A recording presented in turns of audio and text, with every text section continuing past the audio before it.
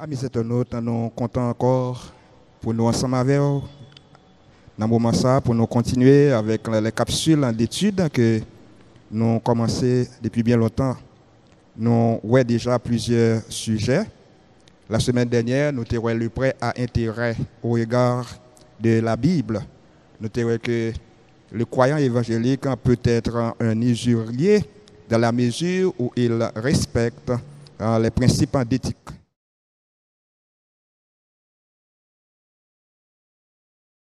Aujourd'hui, nous allons voir le racisme au regard de la Bible. Le racisme au regard de la Bible.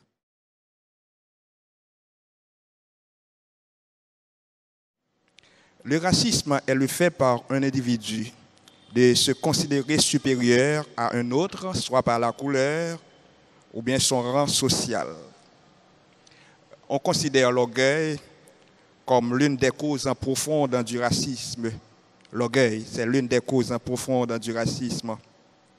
Avant d'être un problème ecclésial, le racisme est un problème de société.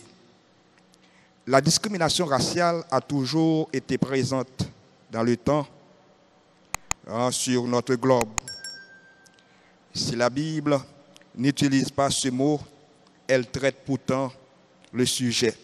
Si la Bible n'utilise pas le mot racisme, mais elle traite le sujet. Elle établit que Dieu, le Dieu dont nous servons, notre Dieu, a créé l'humanité ou bien créé l'humain et que les êtres humains sont les descendants d'un même couple. Les êtres humains sont les descendants d'un même couple et font donc partie d'une grande famille. Il existe un seul Dieu, Père de tous. C'est ce que nous lisons en Éphésiens chapitre 4, le verset 6. Il existe un seul Dieu, Père de tous. Les peuples ont tous la même valeur et la même humanité. Seule l'histoire est différente. Les peuples ont tous la même valeur et la même humanité. Ce qui les différencie, c'est leur histoire. La Bible parle du racisme parce qu'elle parle de notre humanité et que le racisme reste et demeure une menace. Le racisme reste et demeure une menace. Nous trouvons dans la Bible un exemple de racisme dans l'histoire. C'est lorsqu'on lit en Esdras, en chapitre 10, en versets 1 à 3. Mais dans la conclusion, Esdras conclut que la source du désastre réside dans les mariages mixtes et prend une décision xénophobe. L'Ancien Testament focalise sur le peuple de Dieu. Si Dieu a choisi Israël parmi les nations, ce n'est pas pour désavantager les autres peuples, mais pour les bénir. Genèse chapitre 12, le verset 3. Ce n'est pas une question de préjugés, ce n'est pas une question de racisme. Dieu a choisi Israël comme modèle. Et on dit Dieu a placé Israël au milieu des autres nations pour être un modèle et aussi pour permettre, pour apporter en quelque sorte de la lumière aux autres nations. Dieu est le Dieu de tous les peuples. De tous, Dieu est le Dieu de tous, Dieu est le Dieu de tous les peuples. Lorsqu'on lit en Psaume 86, le verset 9, Amos, en 9, le verset 7, on voit que Dieu est le Dieu de tous. Dieu est le Dieu de tous les peuples. Dieu prépare pour nous un grand festin à la fin des temps. Isaïe, chapitre 26, versets 6 et 8. À l'époque du Nouveau Testament, les deux peuples étaient, alors, il y a deux peuples qui étaient haïs par les Israélites, les Samaritains et les Roumains. Israël a détesté les Samaritains et les Roumains. La raison est simple, car d'abord, les Samaritains, on les considère comme des mauvais croyants. Les Romains, ils occupaient la terre des Israélites. Fort de ces deux raisons, Israël n'aimait pas les Samaritains et n'aimait pas les Romains. Paul a mis à la base de sa théologie un verset qui interdit tout racisme. Une personne ne doit pas s'appréhender à partir de son statut social religieux, juif ou grec, statut social, esclave et libre, aux gens, hommes et femmes. Elle doit être en vue comme le sujet unique qu'elle est devant Dieu. C'est Galates chapitre 3, les versets 27 et 28. Je vais reprendre un peu l'idée de ce texte.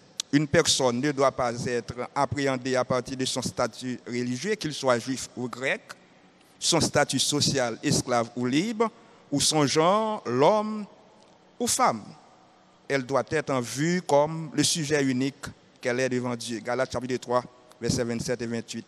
Christ, notre Seigneur, notre Maître, notre Sauveur, notre modèle, a dénoncé les stéréotypes, les préjugés et la discrimination de son époque. Il s'est passé, il s'est montré à des personnes peu recommandables sur le plan moral. Par exemple, les prostituées. Christ ne fait pas acception des personnes. Christ, il ne fait pas acception des personnes. Il s'est approprié aux gens de différentes envies, qu'ils soient malheureux, riches, pauvres, prostituées, autres. Jésus-Christ, dans sa mission, leur rapproche. Jésus-Christ s'est opposé au mépris des Samaritains qui étaient motivés par le racisme. Luc chapitre 10, verset 25 jusqu'au verset 37 et Jean chapitre 4, verset 7 en 10.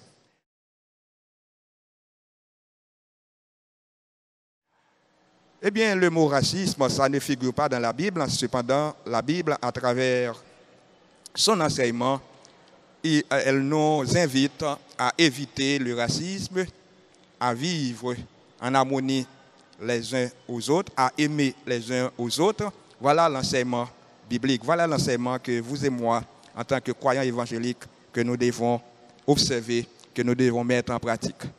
Nous sommes bien contents pour nous être là ensemble avec vous aujourd'hui. Et il se pourrait qu'à partir de janvier, nous pourrons venir avec d'autres sujets. Mais pendant cette semaine, pendant ces mois, nous avons vu ensemble les questions ayant rapport avec l'éthique chrétienne. Mais à partir de janvier, nous abordons des sujets ayant une portée théologique plus profonde. C'était avec vous, pasteur David Vilma, ou même qui t'a suivi, j'espère que vous êtes satisfait ensemble avec nous. Nous attendons toujours vos remarques et vos recommandations.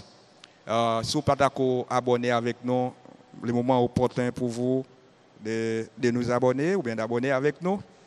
Ou bien, like cette vidéo, ce sera bien pour nous. C'était à vous, pasteur David Vilma. Que Dieu vous bénisse.